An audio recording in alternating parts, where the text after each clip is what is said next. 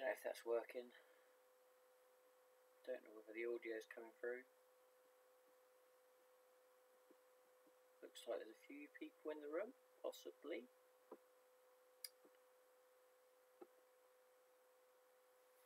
Hopefully. Let's see.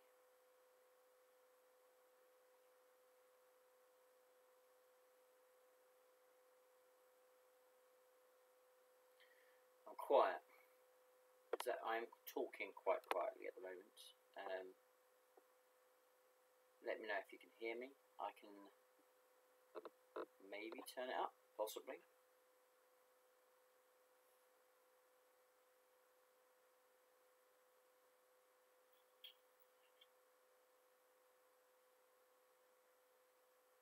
Wait for a response. We get the normal bugs out of the way, nice and early before we start. It's been a while, so a little bit ring rusty on this streaming malarkey. I had to mess around with a lot of settings.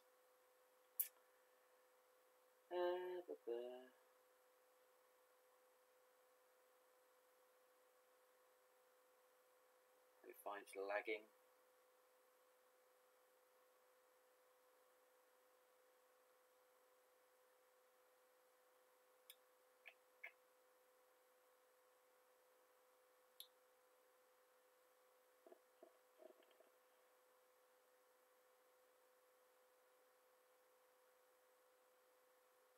See whether we're working.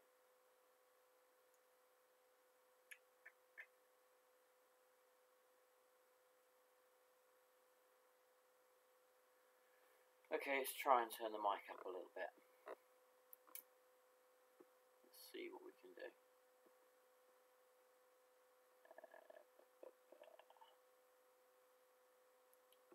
Let's turn settings. Properties, device. Let's try that. Any better? Don't know. Let me know whether that sounds any clearer or not. I don't know. Hello, hello. Is that clearer? Am I loud enough? Too sure what else we can do. It seems like I'm pretty much turned up maximum, I think. Much better. Okay, cool. Well, that's good. That's good. So it looks like we're pretty much kind of there. There's a few people in the room, 10 people in the room. So much better. That's good. That's good. We're getting somewhere. Right, okay, well, let's give it another couple of minutes. There's 10 people in the room. We'll give it another little time to see if anybody else wants to rock in. Of course, this is pretty much an exclusive live chat for the guys at the Scottish Takeover. But always welcome as always. But yeah, this is a special dedicated show to the players, but also hopefully let you guys know what I'm getting up to this weekend. Stop sending me messages. What's going on? Yeah, don't send me messages because everyone else is going to see the messages as well. Well, right. So yes, okay. So we've got a few people in there. What do we do? 16 people in the chat. This is quite good. Right. Okay. Look. Let's kind of get the ball rolling before people get bored. Okay. So again, mics and cameras are a bit of a mess and all over the place. So I'll do my best. I'm going to have to kind of, most of the time, I'm not going to be looking at you. I'm going to be looking at the screen. But let's start off things anyway. So thank you for joining us. I think we have sort of 16 people in the chat already, which is really great. Just want to start by apologising to anybody that is kind of, you know, that watches the channel and hasn't seen much content coming out of it for some period of time. So my last video was about a month ago.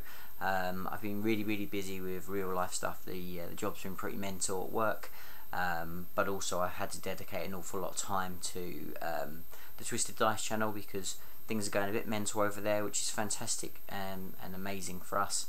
But it does mean that it's taken up quite a lot of my time, just to make sure that we really establish ourselves as kind of one of the best places to see amazing battle reports. So if you're kind of watching this and for whatever reason you haven't heard of Twisted Dice, make sure you're subbed there. But big apologies to everybody that has missed the videos over on Aceface channel. I've let you down, guys, and I will try my best to get some great content for you coming forward. I've got loads more tactical videos for Tyranids, but also I'm going to go into some other factions as well and look at some videos around tactics there, and hopefully that will be useful. We're going to very much kind of stick to that kind of vibe on this channel. It will be a lot more to do with tactics and to do with kind of in-depth stuff, and we'll leave the battle reports mainly to focus over on Twisted Dice, so you'll get an opportunity to kind of see both sides. So that's kind of the plan. Got loads of other exciting stuff that's kind of I'm working on that's still kind of top secret, and I do share all that with my Patreons, and that's what I really wanted next day before we kind of get underway with the show. Is I really want to thank my amazing patrons. Those guys are literally incredible, because they have stuck with me even when the content has been low. They're in the Discord server. We have a dedicated Discord server just for the Aceface patrons, that they show hobby projects, talk kind of little bits and pieces. It's quite a chilled out chat. It's very sporadic. There's not many. It's a very, very kind of exclusive club currently, but those guys support me so massively, and I am touched that those guys still support me even when the content is quite low. And I just wanted to, first time I've been back on camera, and I want to say thank you very, very, very much. Really means so much to me, and everything that those guys pay on a monthly basis, I put back into the hobby to make sure that I can show you guys more models, more great tactics, and hopefully kind of keep raising the bar. They helped me buy a new camera. And literally the guys are amazing, so can't thank you guys enough. If you're watching this, hopefully some of you are, and if you're not, you'll watch it back later. But if you want to be a patron to the channel, why would you? I don't do much content, but if you do want to and you want to support me, there's normally a link in the description, or otherwise you can find me by searching, I think it's under the Aceface over on Patreon. You can support me for $1 a month. You can be part of the Discord server, and be kind of that fun stuff. So if you want to, then great, but just by watching this channel, you're doing me a great service. So anyway, that's enough. I don't want to make this show all about me plugging stuff. I want to talk about what I'm very excited to be doing this weekend, which is attending the Scottish Takeover 4. Now, I have been to one of these events previously. I think it was the Scottish Takeover 2, and it was one of the most fun events that I've been to. A very chilled out, laid back, great atmosphere, amazing tournament that I can't say enough good things about. Really, really thoroughly enjoyed it. It has a real nice vibe about it, which ultimately for me is one of the most important things. It's just a very enjoyable place to be. Really well run, nice and organised, with really strong and good tables. So the reality is it's kind of in the middle of nowhere, unless you're kind of in Scotland and kind of not too far away from it. For most people, it's in the middle of nowhere, which obviously is going to make it a challenge for the guys to get big numbers. But in some ways, that's kind of the beauty of it, and the kind of the uniqueness of it. It's just a real kind of different kind of event, and something that you could go to and experience a different part of the country if you're in the UK, or if you're coming from abroad from Europe, from farther afield. It's a very unique event, and I thoroughly enjoyed my time there before, and I cannot wait to jet off there tomorrow morning, and be involved in the event again. It's really I missed the last one, and I was gutted to miss it, because it's a great event, and I really, really enjoy it as just a cool weekend spending rolling dice and having a laugh with some really chilled out, cool people that are engaged in the hobby, and just want to have a lot of fun. So you know, if you're kind of watching this video and it's something that you're kind of interested in, and you want to kind of play in kind of a little bit of a different environment, as said, and you know, play with some different players, and you know, have a go and visit somewhere else that you've not visited before, I can't recommend it highly enough. And it's great price support, really good. I mean, the guys have, you know, looks like they've spent an arm and a leg to try and bring you some great prizes. So you know, not only is it a very cool event, and very unique, but also it has a great price support as well, which I think is amazing, because particularly for an event that is at the moment it's growing, but it's still a relatively small event in the great scheme of things. It's still good size, but to have such a good price support at, you know, at this kind of number is pretty incredible. And the venue's perfect. The venue is a really nice venue with, you know, a good place where you can park. It's easy kind of access, but also it's got, you know, well, I think last time we had a Chinese, I don't think that's there anymore, but I'm sure there'll be a nice place to kind of grab some food or what have you. So it should be a really fun weekend, and I can't wait for it. But the reason why I wanted to talk to you today, guys, is I'm going to talk you through my list, what I'm bringing, what my kind of ambition and aspirations for the weekend are. But then I wanted to talk about some lists, so I'm going to go over a few of the lists for the event. We'll see how this kind of stream goes on, but I want to go over a few of the lists, some of the ones that have caught my eye, some of the ones that I'm particularly, you know, frightened of, and I think will do really well. Some of the ones that I think are kind of a bit more quirky and interesting, and it's just something you guys might be interested. I've brought it up on, hopefully on the screen, so you'll be able to see. You know, Adam Evans at the moment is famous for until I start going through the lists, but hopefully you'll be able to kind of see the lists with me as well, which will kind of help, and particularly if you're watching the stream afterwards, you'll get an idea of what's going on. I believe this will all be on BCP probably, so you'll be able to see it on there, I expect, as well, but if not, you can kind of see as I flick through them. So what am I taking? So I am going to be taking my Thousand Suns. In fact, let's kind of scroll through. Let's find my list so you can see it on the screen. Okay, so right, here we go. So here is my list. So I'm taking a battalion of Thousand Suns, and in that battalion I'm taking Ahriman. He is going to be my warlord. I love Ahriman. It's just like he's one of my favourite characters in the fluff. He's you know, got such a great story, such a rich narrative, but he's great in the game. At 166 points on a disc, he's fast, he actually hits really hard in combat, and he has incredible psychic support. So a really solid unit. I like to make him my warlord, so he will be the warlord. It gives him a 3-up invuln save because of his warlord trait, and you know, and it's great to have him leading the army. So that's Ahriman. I've then got 2 demon princes. They're both exactly the same. One of them has the helm and the third eye, which is my free relic, and that means I can do a little bit of command point farming, which is always handy. Even though you can only get one about a round, it's still useful to have. And then I have the second demon prince, which I will spend a command point for, to give him the dark matter crystal, which is just useful. It's a nice little thing to have. You can use it very offensively, or you can use it, you know, to potentially grab things late game. Just allows you to move a unit around pretty quickly. And then in troops choice, I have 2 units of cultists, just 10 men. You know, the nice and cheap and cheerful unit, can sit on an objective. You know, they're in a kind of 9 men, 10 men units. They're not much use, but you know, they're cheap and cheerful, and they can, you know, get in the way and just kind of be a nuisance.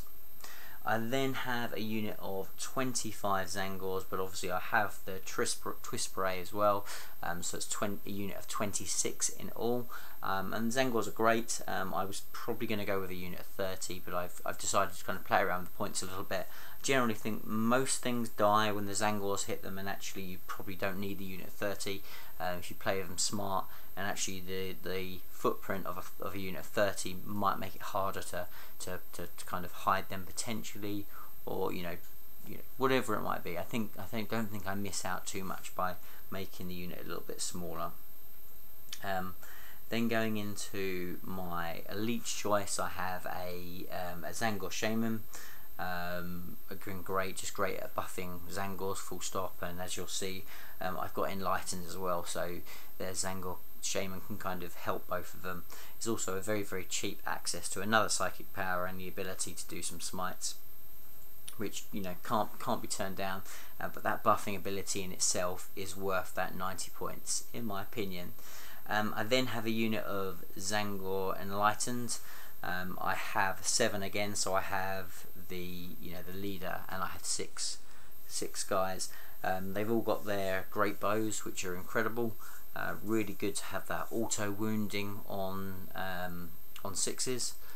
Really strong. And also very, very easy to buff them to make them even more effective. You can buff these guys really heavily, and they can be very, very effective. They're very quick. It's nice that they've got an invuln save, a couple of wounds, so they're great. Really strong unit.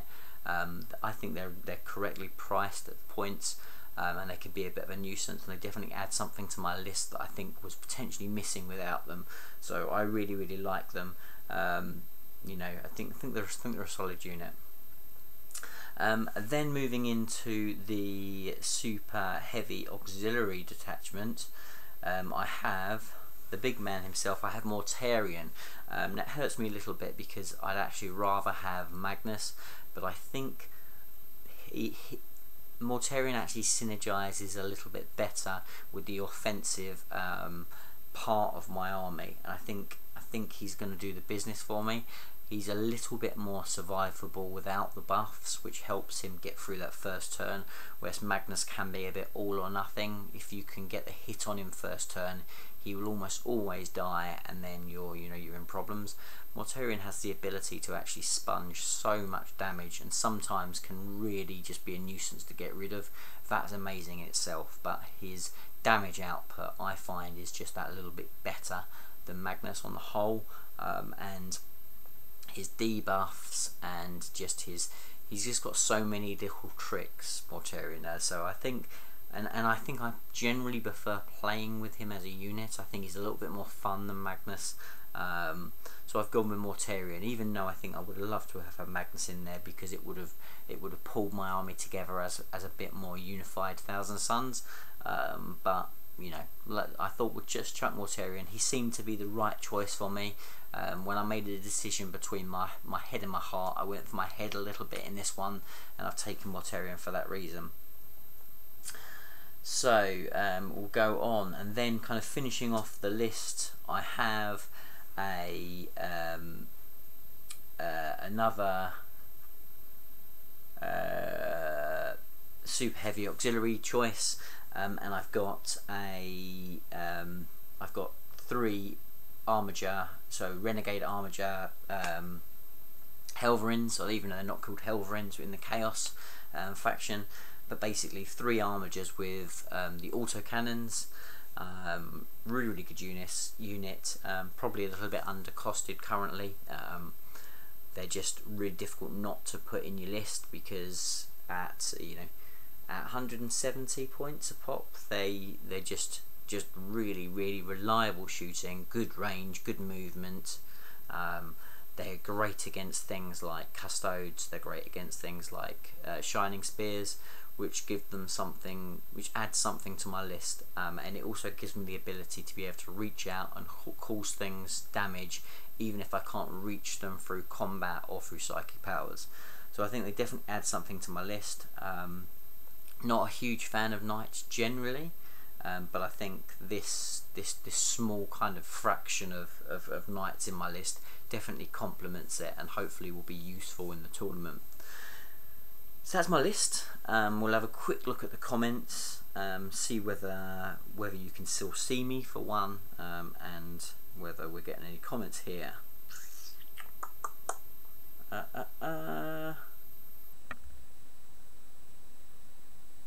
Okay, yeah, so just people saying hi and that's cool. 19 people in the chat, so hello if you just jumped in.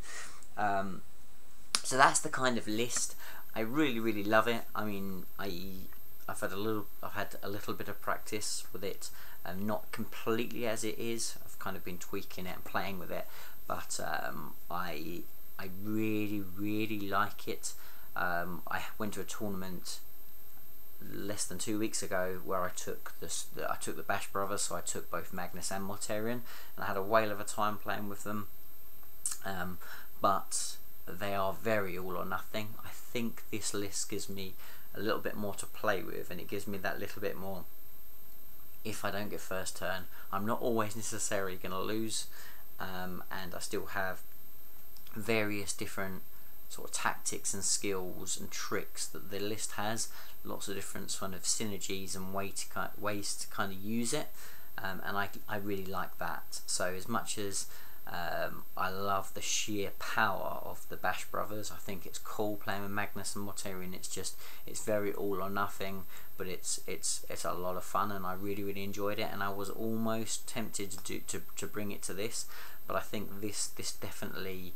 This gives me some real tricks and something to really kind of master, and I'm hoping that Chapter Approved doesn't change it too much, because I probably will bring something similar to the Las Vegas Open, in February. I think it's this list gives me the kind of options and the flexibility to be able to threaten almost any army, and to do the business. So you're really excited to use it, and I'd like to definitely go 4-1 would be my target. If I go better and kind of go the whole hog, then I'll be I'll be over the moon.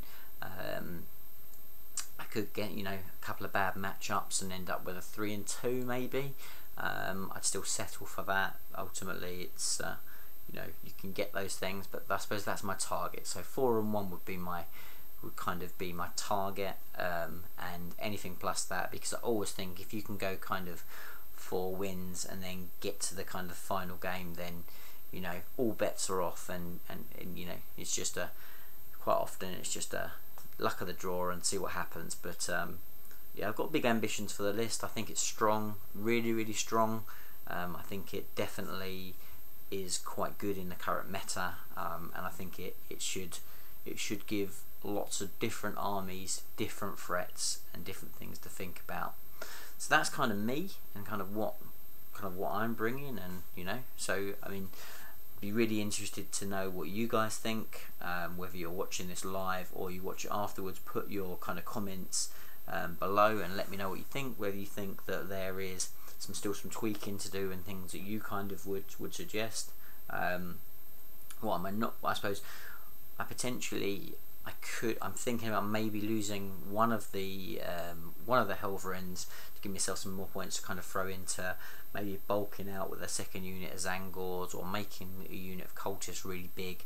I think potentially I am still quite low on troops, because that Zangor bomb is very kind of, it's gonna die, because it's gonna at some point it's gonna go in big, and it's unlikely to see the light of day afterwards. So when you've just got 2 units of cultists that are probably cowering behind a piece of terrain, you maybe late game I might not have the bodies against some lists. Would probably be my very heavily critical feelings of my list, but we'll sort of see. So that's kind of that. The other thing that I will say is that I've actually still got loads of it to paint on this desk here, and I have a flight that's at 6 o'clock tomorrow morning, so it's going to be a long night, and tomorrow I might have to do a lot of resting. Either that, or I'm going to have to do a lot of painting tomorrow when I go up to Scotland, so we'll see. But yeah, quite worried at the moment, because this is not my normal position, but I've been so busy with work and all sorts going on that I'm definitely not where I need to be. But and unfortunately that will mean that my army's not going to be as kind of pretty as I'd like it to be. There's certain units that will be better than others, and that's just one of those things, I suppose. That's when real life gets in the way. But anyway, that's enough about me. What I'm going to do now is have a little look through the lists and let's sort of see. Now let's go up to the top. I did have like a little drop down. Here we go. Right, okay, so gonna have a little scan through. if you're in the chat and you kind of go, well, that's my list, and he's not talked about it, excuse me, I'm gonna have a little drop of tea. If I don't talk about it, that's not because I don't like it or I don't rate it. It's just probably because I've still got a lot of painting to do and I can't be here all night talking about every single list. But at the end, once I've covered kind of, I don't know, 3 or 4, 5 lists, something like that, once I've done that, if you're in the chat and you want me to kind of have a chat about your list, then give me a shout and I'm more than happy to kind of bring it up and have a little chat about it, and we can have a bit of banter with it, and I'll tell it like it is. If there's probably not anybody in this chat room, but I did a similar chat for the Warzone Man, the Isle of Man tournament that I went to not that long ago, and I criticised quite heavily a Tyranid list that ended up beating me in the final, and putting some serious egg on my face. So if I criticise your list and tell you it's not optimum or it's not good enough, then that probably puts you in a good place to win the tournament, or definitely to beat me. So so it's not all bad. Anyway, let's kind of have a look. So I'm pretty much going to flick through them, and again, as I said, do not worry if I don't talk about your list. It's not because I don't like it. Okay, so let's have a look. What are the ones I want to talk about? Right. Okay. Let's start with Dave's. Good buddy Dave. One of my fellow TO colleagues from the Last Chance Open and the Northwest Open, and I'm looking forward to catching up with Dave.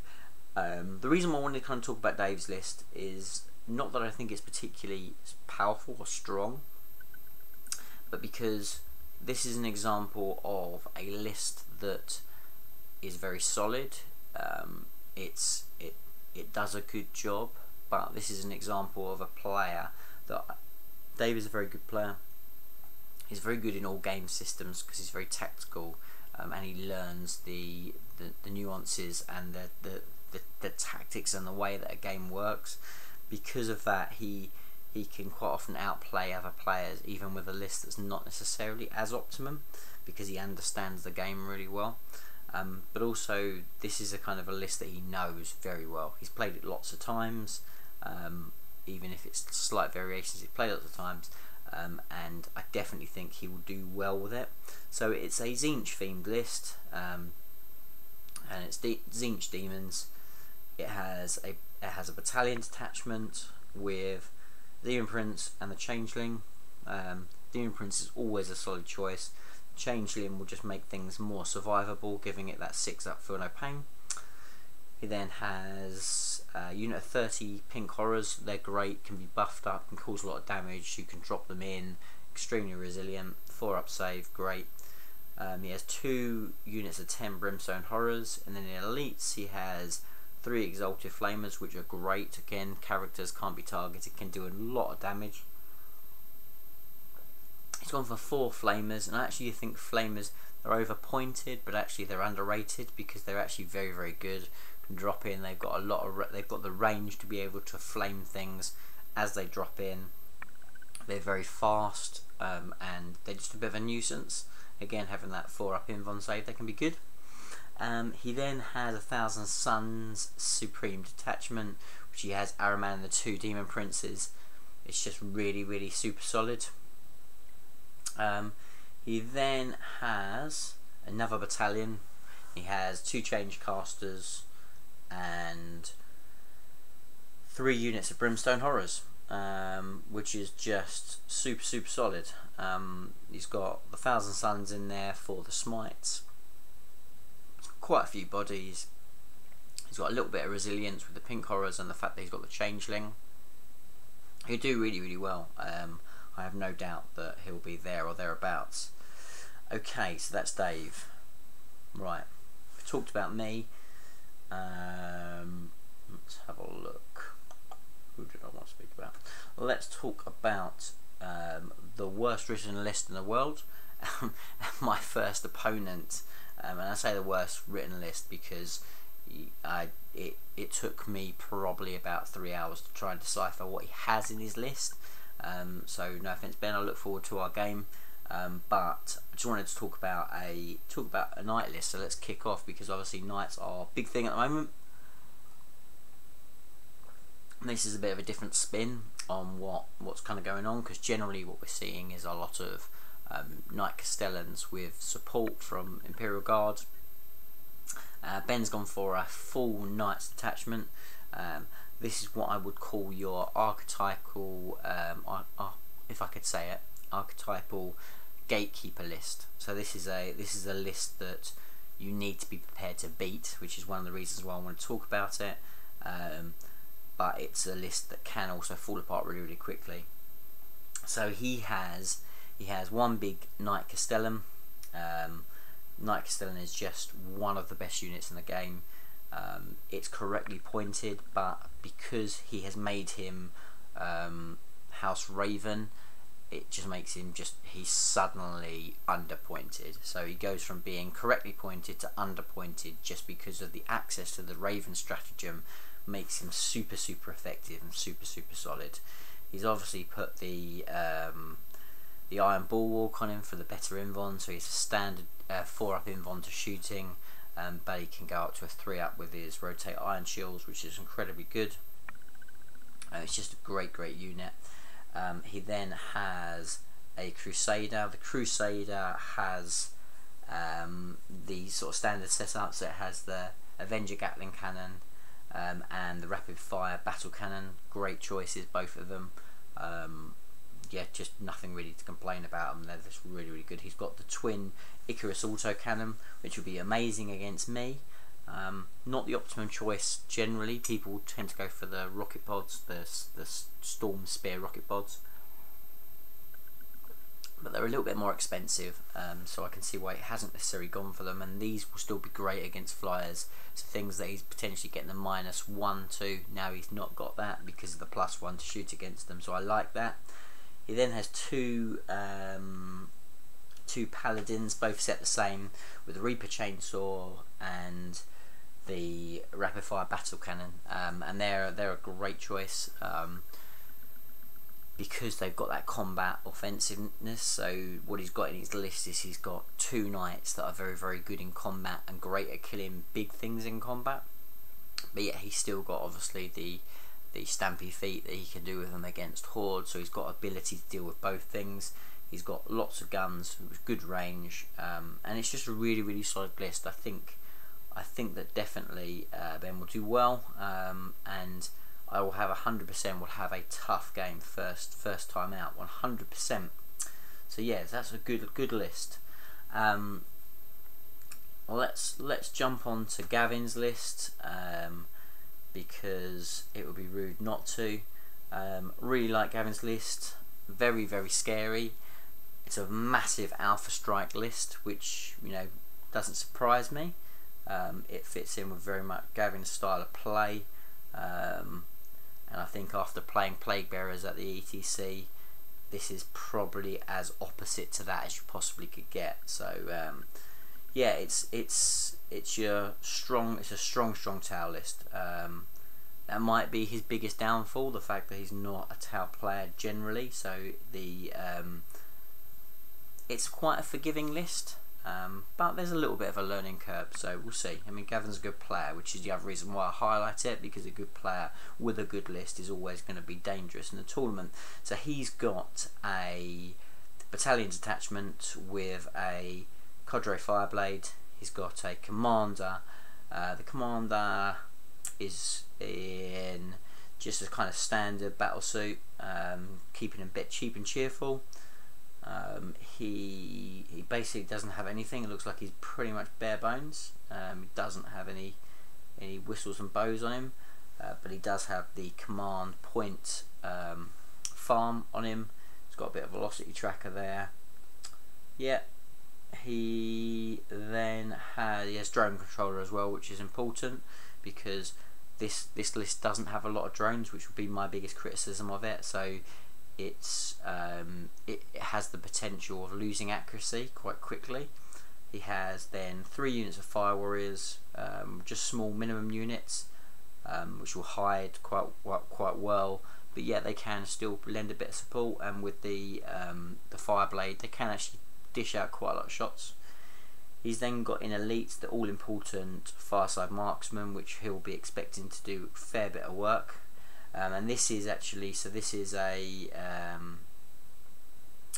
Sasaya detachment, I believe. No, not yet. We'll get to that.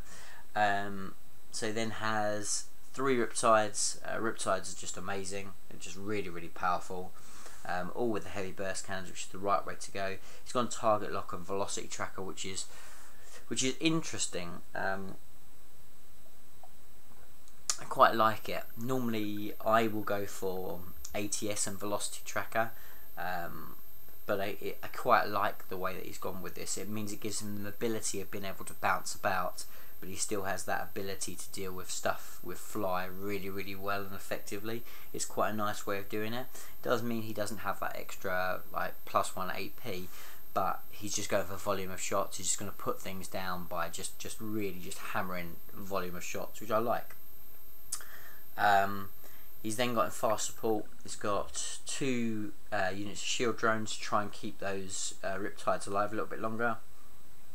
And then the meat and potatoes of the list is he has 2 flyers, which are the amazing Tiger Shark fighter bombers, which have been incredibly nerfed in the latest FAQ, but he's equipped them with the ion cannons, and that still gives them a fair bit of punch, and also makes up for the fact that his Riptides don't have massive AP, because the ion cannons mean that he has the ability to deal with things with that better AP.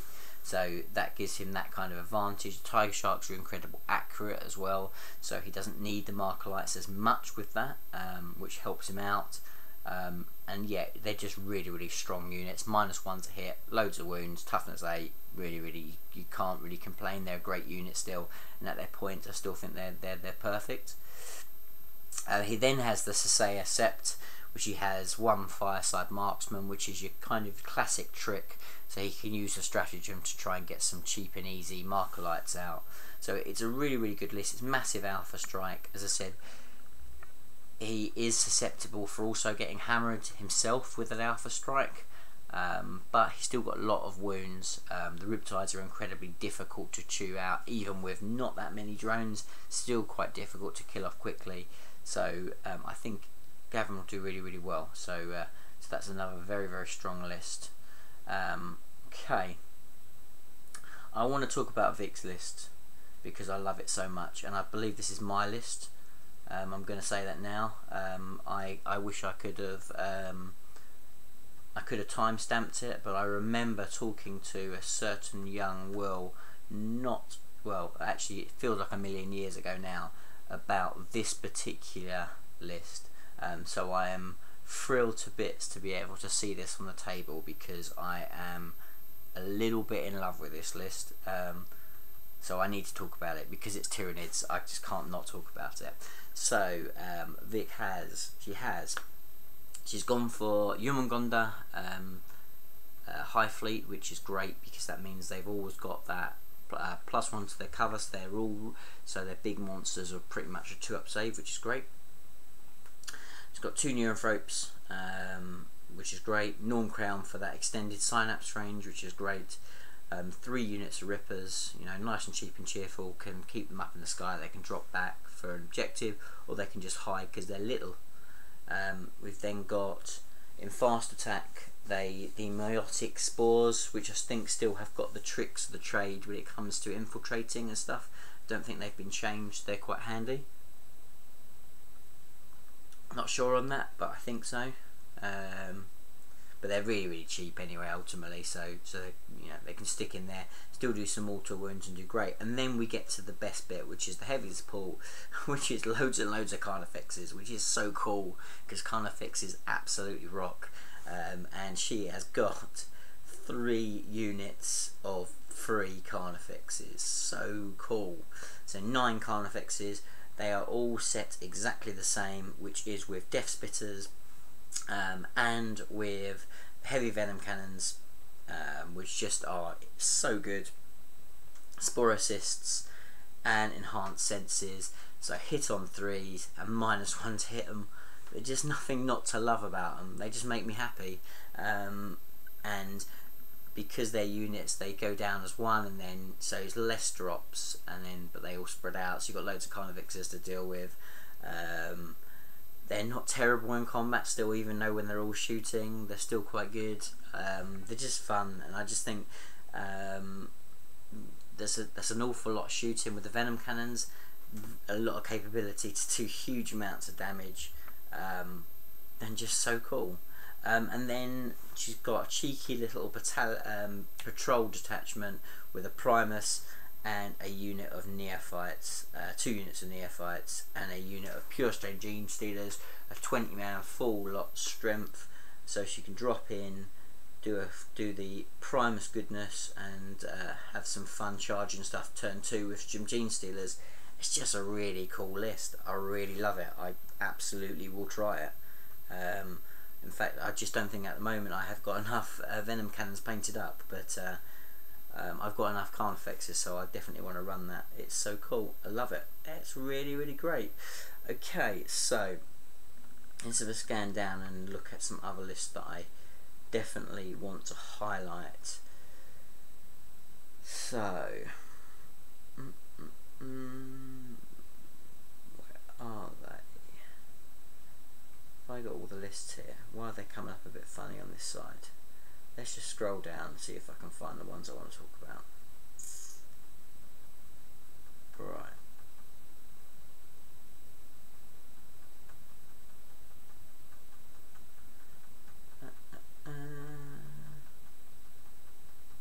Where are we? I've got to say, it's really nice to see a real variety of different type of lists as well, which is very cool. James is a pretty cool Dark Eldar list. Not going to go into detail, but I quite like it.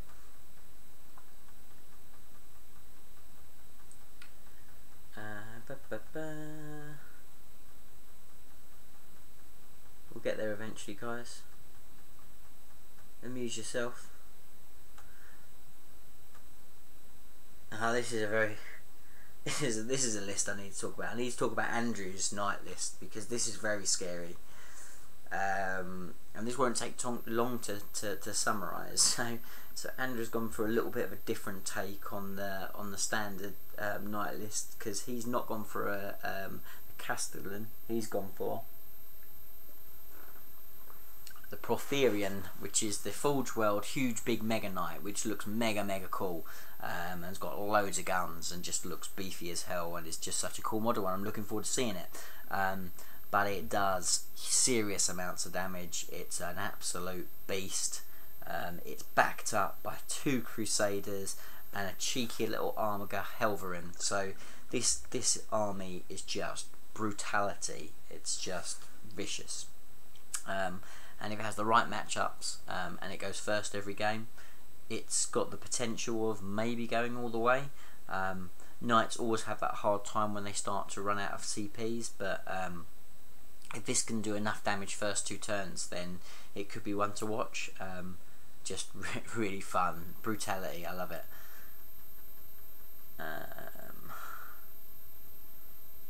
Was this? Let me just have a quick scan up. Is this the archetypal list? No, I think this is not. Just tons and tons of little guys.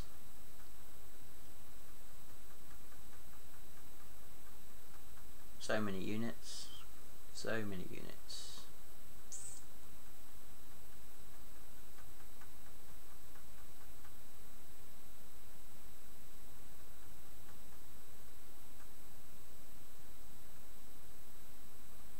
And that's a very solid list.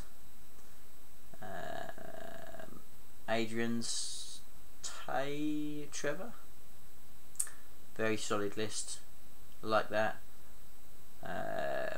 Wave Serpents are so good. Fire Prisms I like. Really resilient. Hemlocks are incredible. Definitely a solid list. I like that a lot.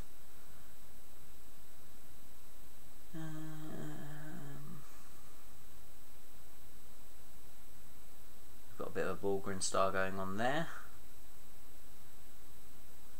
More custodes. Aha!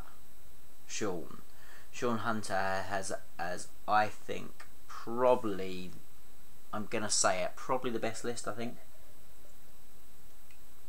it's a very typical list, and it's one of those lists that I think it can go wrong quickly, and it does have bad matchups. I think my list is quite a bad matchup for it, but it's very good. It's a very, very strong list. It has loads of tricks, but needs to be piloted well, and it is the dreaded Yanari.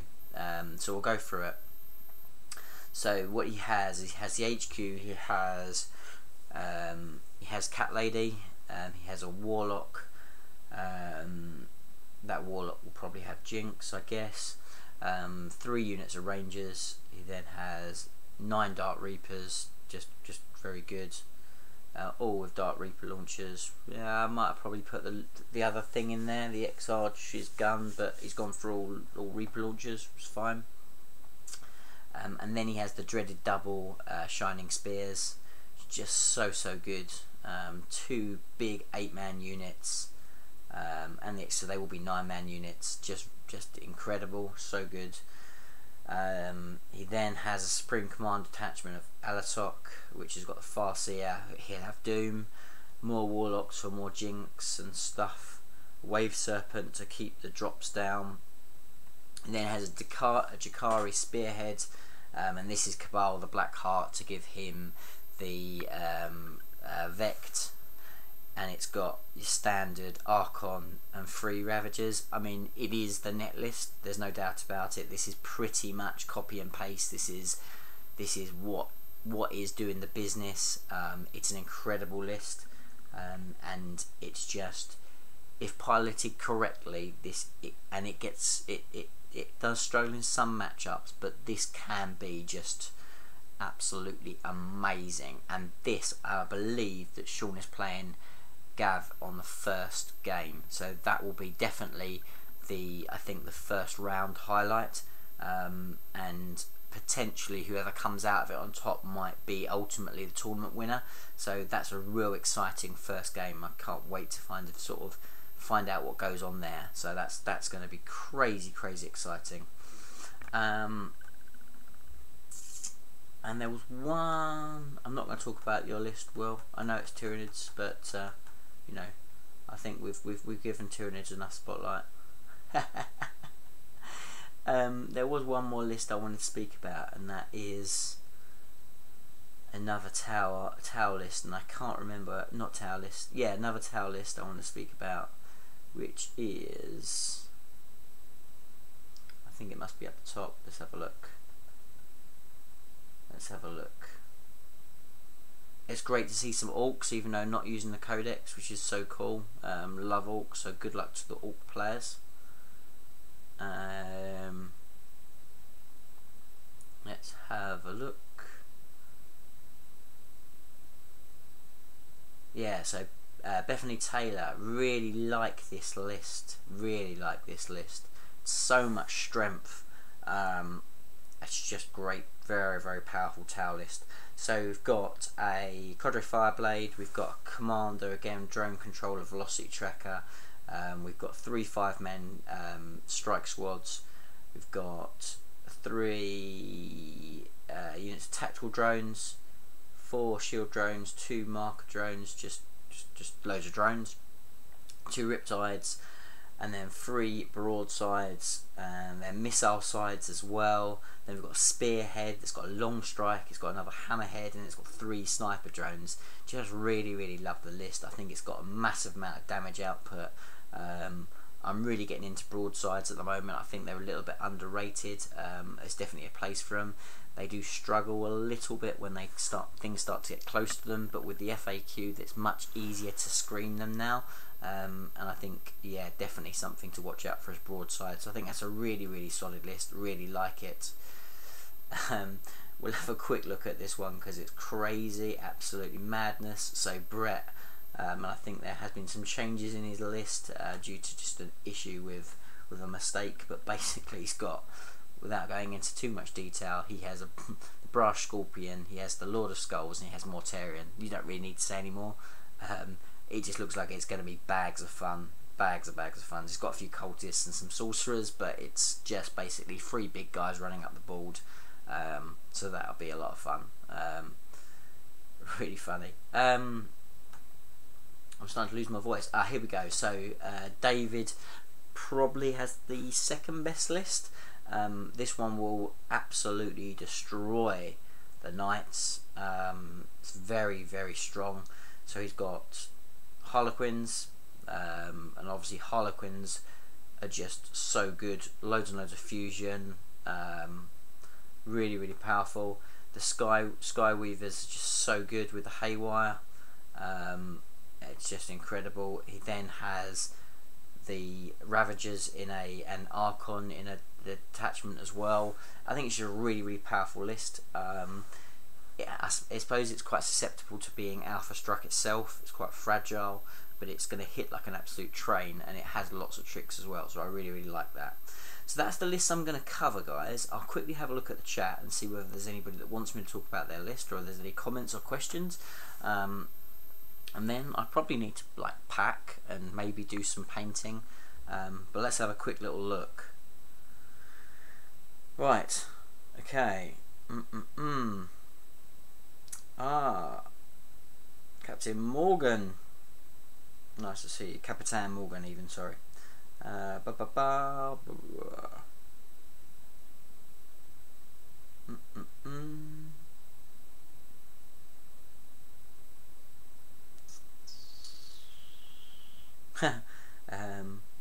Yeah, we have one Necron player. Fair play, Stephen.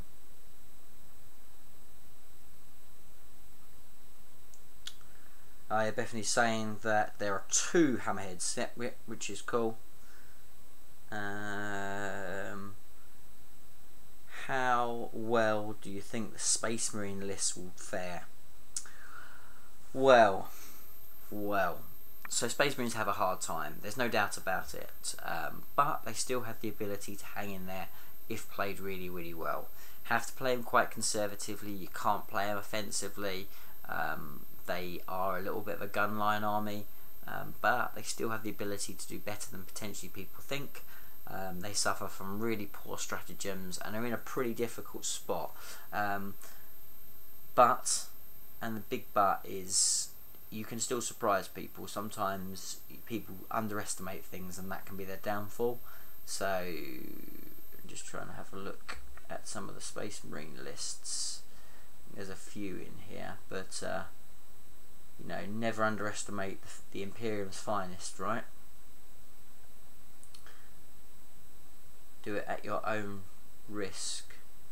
But yeah, I mean, ultimately, Space Marines are a little bit like playing on hard mode at the moment.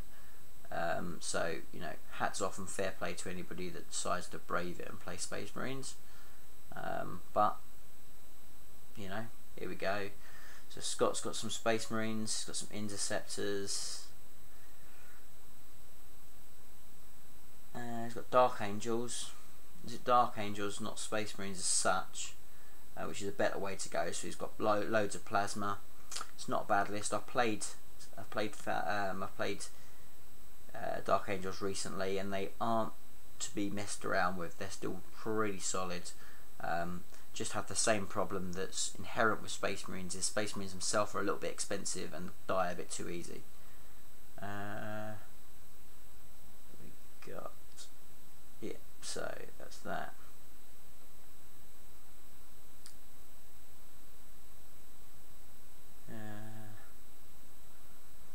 Mark's got another Space Marine list.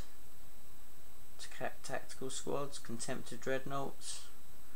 Braved it with some Terminators. Fair play. So even got a Land Raider in there. He has got Bobby G, who is the great force multiplier.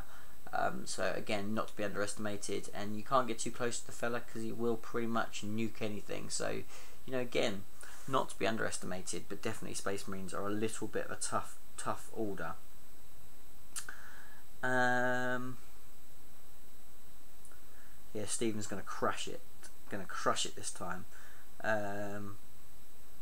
Is Alex Petford playing? I'm not sure. Did I see his name? Maybe someone can tell me in the chat. Let's have a look, see if he's down here. Doesn't look like I can see his name, so not too sure. Okay, so I'm a little bit behind on the chat here, so we'll give it a little bit longer.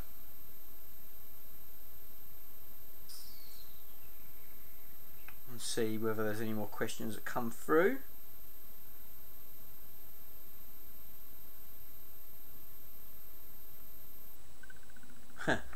Can you spot the super awesome tactic for Necrons? What, turn up and look metal? I don't want to give away the big secret anyway, you know. That might be the only Necrons trick.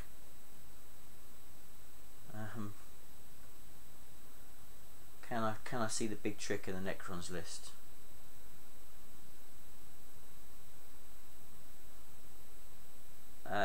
Well, the Deceiver's there, so I'm guessing so. I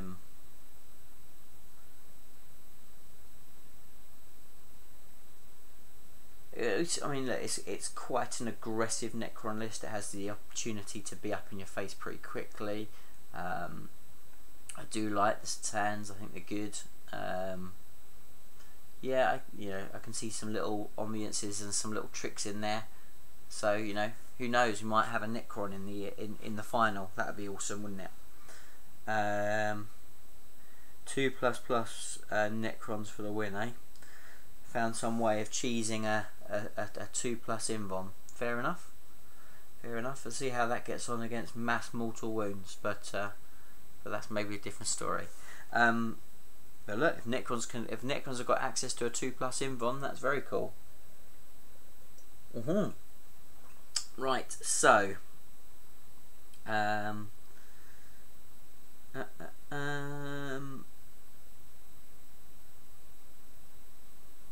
Grey Knights. Someone's just put Grey Knights. Let's see. Let's have a little look at the Grey Knights.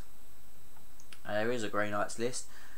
I don't probably necessarily even need to go on to it because I did have a quick look at it, and it is going for the 3 Grandmasters in Nemesis Dread Knight armour, which is very, very cool. So yeah, it's I think, you know, it's taking the best unit from the Grey Knights Codex, and obviously 3 of them is really solid. Again, they're well overpointed, and they're not amazing, but, you know, hats off, good luck to the Grey Knights. You know, I think other people have shown that it's very, very capable of doing well with Grey Knights, and I think ultimately, with ITC missions, if you come into it with a game plan, you know, you work out what you want to do in that game, and you play to that mission, and you keep to that, and you know, keep thinking each turn how you can maximise your points, then anyone has a chance. There's, you know, no one's out of it. That's the way ITC missions work. So, you know, if anybody's kind of you know, watching the stream and is going into the event or playing in any ITC event, or generally, this goes pretty much all of 40k. Some things are more savage than others, but basically, you know, stick to your game plan, play to the missions, and sometimes, you know, if you keep a calm head on, you'd be surprised how many points you can get out of games, and sometimes you can even turn things around. So, you know, never give up and just enjoy the game as itself. You know, enjoy rolling dice, enjoy the experience of playing 40k because it's such a great game. So yeah, and I think on that note, I'm probably going to call it a day now, guys, because as I said, I've got a lot of painting to do. But if you're watching this back, hopefully you've enjoyed this kind of recap over the lists. I will be doing a full review of the tournament, so we'll get some pictures, a little bit of film footage from the event showing you the cool tables.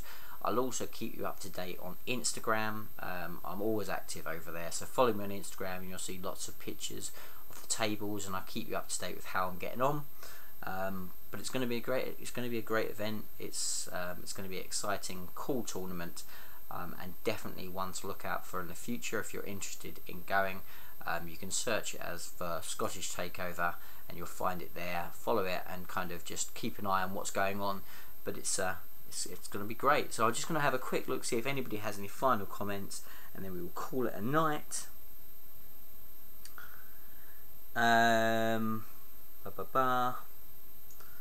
a quick look here. So they're asking whether I can do a shout out to Cromlech Miniatures. Well, I absolutely can, Cromlech, and what a great time at the moment to have a little look at Cromlech with orcs on the menu. I love the different alternate sculpts that you can get on Cromlech. Some real ways to kind of customise your orcs, but also they do great bits and pieces. So yeah, and great terrain and stuff as well. Again, orc terrain. I think it's an awesome time to look at their stuff. And you know, always great when suppliers and manufacturers get involved in these tournaments and support, because you know it's a tough life being a TO, and any support we can get is always welcome. So you know, thank you to those guys for supporting the event, and yeah, so